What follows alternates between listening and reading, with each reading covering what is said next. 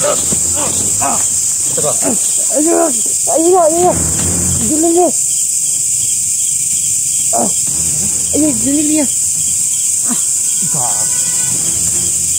Ang niya ang magkatibi. Ituyo ko. Kaya matulog saka ko sa bukid. Kasi yung magdasan. Ang damay si Junil.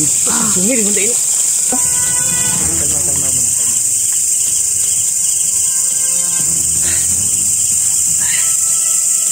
Sige, kalma. Sige ka na ba? Sus, ito ko dito. Hindi mo nakita itong mga ilaw? Hindi. Sigurado ka? Oo.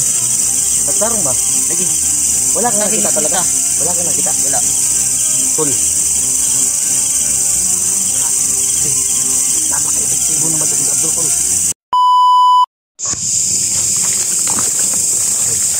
Sigurado dito nga si anak. Siya din.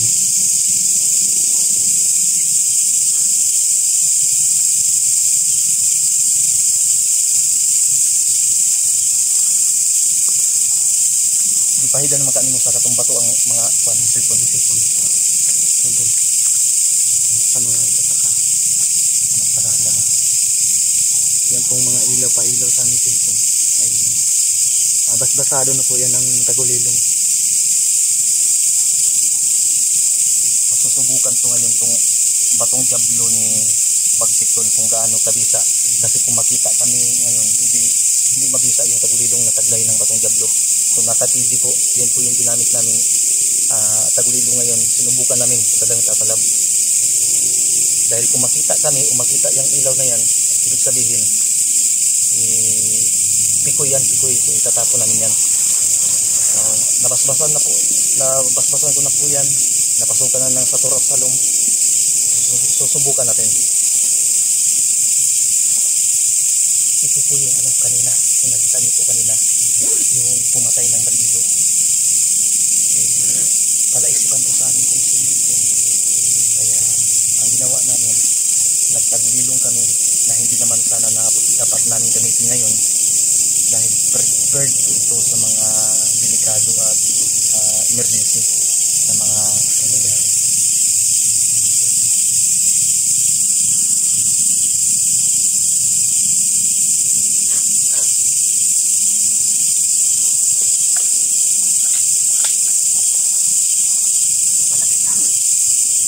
Kahit magkaway-kaway ka, hindi ka makikita. Ito masusubukan kung gaano kabisa ito.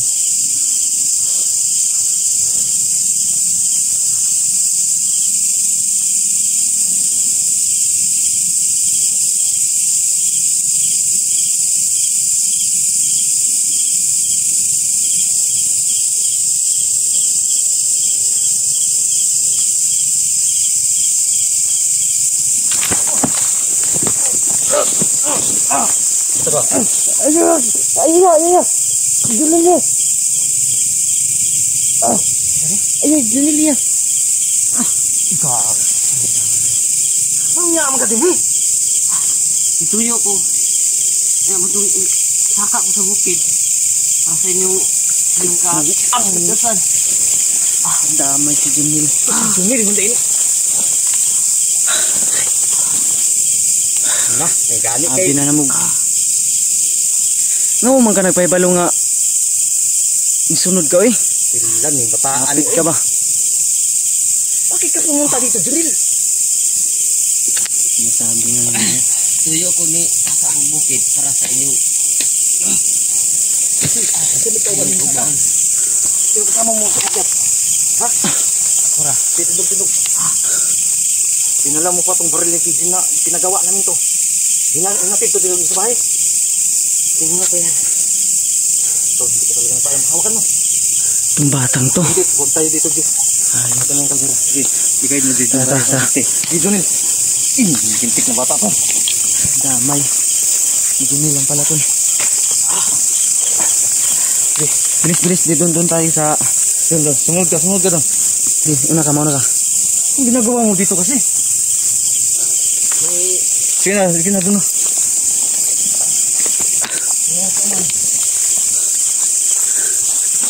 Ayot na yan. Si Junil lang pala to. Muntik pa matuluyan.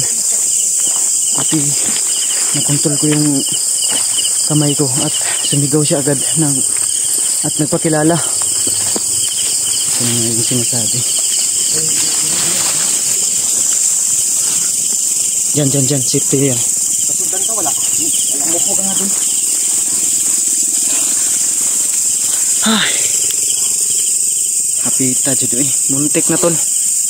Muntik na talagang Ikaw ba matuluyan. yung pumatay kanina? Oh, may napsik oban. Ilang gihag. Susuntaan. Napakay sakit ni. Di, anuhan mo nga muna di. Alalayan mo nga yan muna. Kalma ka muna, kalma. Kalma. Napay tubig di. Napay tubig dire. Pumunta kang wala kang dala kahit. Ito may nagpupunta taon mo eh. Anong plano mo? Babalik ka sa bundok? Ha? Babalik ka sa pagkabandido? Sabi kalma muna.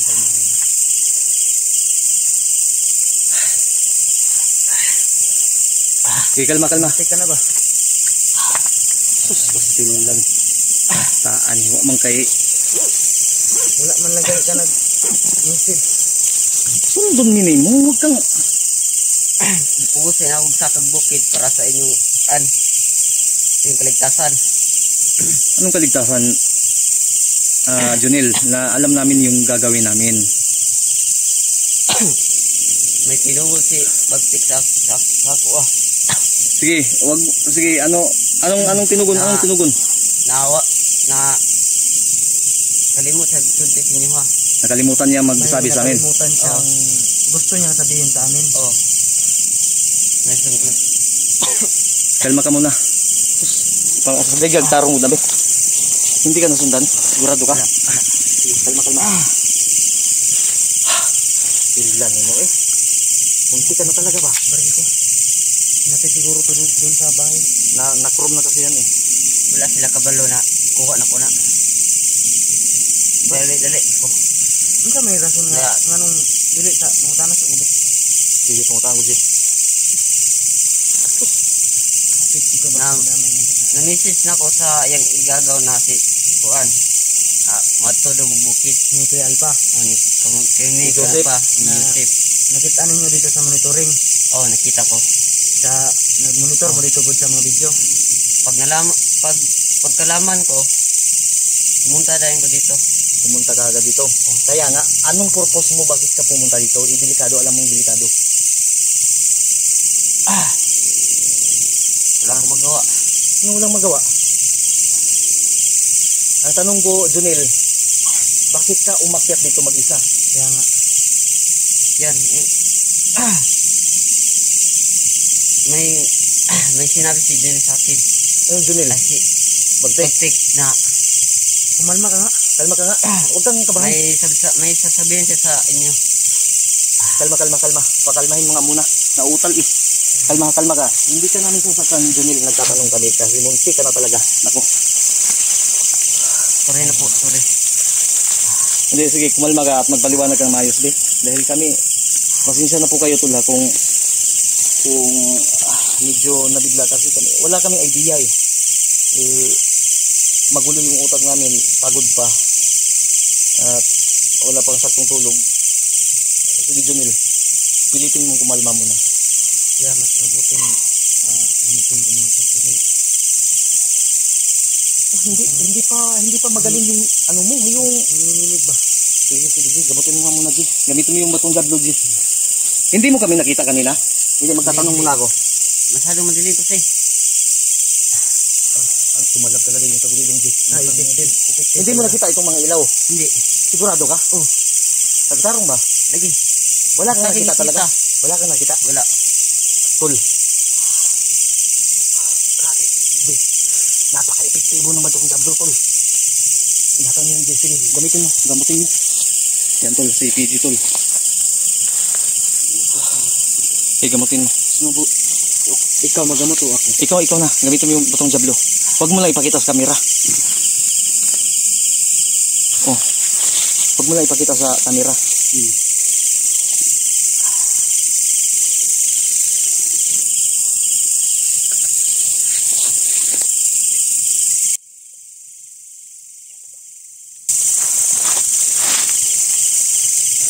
Sige, J. Tapos ka na misteryo? Ha? J. Baka magamit mo yung kidlat ha. Huwag mo nang kidlatan ha. Yo. Aray ko. Wait lang. Akin na yung cellphone ko. Ipalayo mo. Masira yan. Tamaan yan ng ano. Aray ko. Tol, distansya muna tayo tol ha. Dahil delikado tong ano. Medyo malakas itong aura na ano. Delikado sa cellphone. Matutukan. J. Ipalo lang tong kuan J. Ipalo lang tong akong gitudlo J. Sabayan mo yung aura ng bato. Pakalmahin mo yung aura mo. Sabay debosyon din pira. Sige, banatan mo.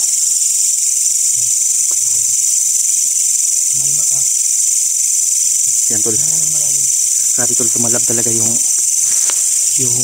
ano, yung mismong tagulilong na yung tagulilong tol na batong diablo tol. Yan, so pasensya na po kayo at J. Sige. Tama yung anak J. Tama rang timplada J sa kuan J. Tama rang timplada sa imong sa iyahang epekto. Sige. Yan tol. Ginagamot po ni PG ngayon tol. At pasensya na po kayo kung layo ko yung mga kamera dahil itong mga kamera namin tol kumbaga ano na to ba 40% lang ito at pagiba na dahil namamatay na siya, hindi na makakuha ng mabuting signal, medyo delay yung message dahil nabantayan ko po dahil sa basa at init. Ha? Anong mapahamak nga? Yan to, yung sabi niya. Sige J, explain mo nga J.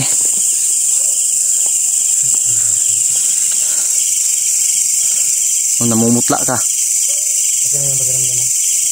Kung lang hindi makag-explain siya. Ito yung sinabi niya sa akin. Ano sinabi J? Sige J. Para hindi kasi baka maguluhan yung mga tagapanood natin ba? Naka-video pa naman tayo. Ganito kasi tol, yung sinabi ni Junil. Na nakita daw nila doon sa monitoring. Kasi may cellphone yung pinsan ni Kuya Alpa na nagbantay doon sa kay Bagtik. Bali, nandun si Junil, isa rin sa nagbabantay kay Bagtik kasi yun yung utos namin bago kami umakyat. So, ang sabi niya sa akin, umakyat daw siya ng actually tol, ang sabi niya si Bagtik daw sana yung aakyat mismo para ihatid yung nalimutan niya na gusto niyang sabihin sa amin na napaka-importante at napaka-mahalaga. Ano daw yun? Sa kadahilan ng alam daw nila na na-predict ni Bagtik na lilipat kami doon sa proceed kami sa yung mismong pinahanap na ano ni Bagtik. Anong meron ba doon? Dokumento ba? Dokumento yung sa mga tulad ng break. Anong taon, anong buwan siya na silang. Tapos yung mga listahan ng mga bandido andun doon. At ang bungo na nakokontrol. Dahil alam daw ni Junil na pinoprotektahan namin si Bagtik at bawal pa namin isama sa mga ganito kasi base lang po ito sa sinabi ni Junil mga tol. Dahil Sige J, sabihin mo yung sinabing Junil sa J at mag-iikot muna ako dito ha. Anong uri ng ano yan? Naguguluhan ako J, naguguluhan ako. Ano yung narinig kong portal at anong delikado?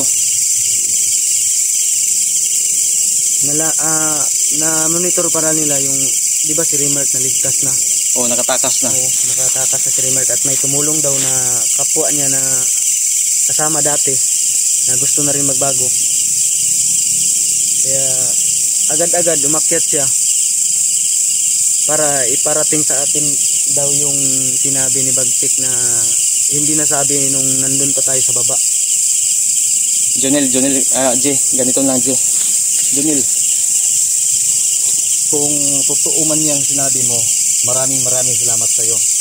Niligtas mo yung buhay namin kahit paano. Pero wag mo na itong uulitin ha. Dahil kasi basta i-explain ko sa iyo mamaya, pero bago yan G, para mas maliwanag sa atin, luktam tayo G. Tatanungin kita ngayon ha. Magsabi ka ng totoo ha. Dahil baka kasi may plano itong bumalik eh. Mabuti na yung magkaliwanagan. Nauutal ka kasi eh. Parang kinakabahan ba? Ha? Titirahin kita ngayon ng lie detector, parang ganun ba? Ha? Malalaman ko na nagsisinungaling ka. Pasensyahan tayo ha. Sigurado ka ba talaga? Oh, may sakit ka pa. Sinabi namin ni PG sa'yo na inumin mo yung gamot mo para sa ulcer mo. Ha? Oh, sige, gagamutin kita ngayon. Magsanipir sa kanina ni PG. Ha? May pagkain pa dito sa bag. Kumain mo tayo at di-off naman ng tagli. Papahinga muna tayo. Hanap tayo ng ano. Tara, tayo ka. Tindog. Na bata ni. Huwag mong ulitin yun ha. Tol. Ano muna tol?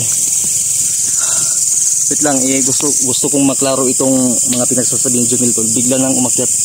Siya pala yung ano Jay kanina. Stilan. Paano na lang kung nakauna si PG, hindi mapatay mo si PG kanina.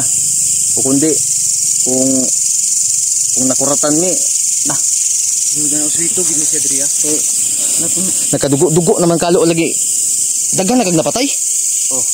Agoy, tinuo ko ang kalo pagid nako bay. Sus bataan eh. Halos katong pamatay na ko, mutoy la. So hindi lang pala yun yung napatay niya. Kailan ka ba umakyat? Kagabi ba? Kagabi ba? Paglabas nyo sa bahay. Paglabas niyo sa bahay. Paglakaw ninyo. Pagkaugma. Lagi. Kinabukasan na daw siya. Huwag mo na pilitin magtagalog ha. Ibisaya na lang para kami na bahala magpaliwanag ha. Ngayon tatanungin ka namin ni PJ. Naguguluhan ako sa iyo ha. Pasensya ka na. Uulitin ko salamat at kung yun yung talagang dahilan. Pero next time huwag mo nang gagawin ha ulit ha. Dahil delikado, Jonel. Maayos yung kalagayan mo doon. Talagang umakyat ka. Pwede naman sana itawag. I-chat. Pero bakit ka pa pumunta? Ha? Sige, ganito. Sige, uka muna tayo sa radyo.